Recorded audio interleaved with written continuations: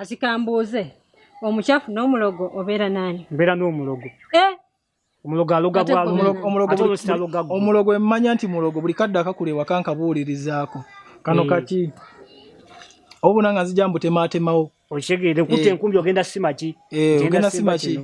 Kati mbabuulire. Naye omuchafu. Mujja gwa mu muliro. Omukazi omulogo tomwese. Document omukazi omulogo wabanjagala nga mwagala. Tandoga.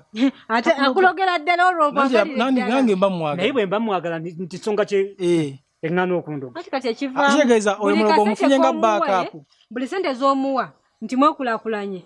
Kumusawo. Atajukira bakazi abo. Mulogo naye aloga baani. Abasawo abamu wagendayo okumujjako ebibala bibuluma nti bakolerayo ebirala. Ani kyengamba mulogo alogaano. Omusamize n'okwata ku mukazi wange sabo ndyokya. Oba onotegeera otya? Omanya. Otya tegeera kuba ng'owonyera.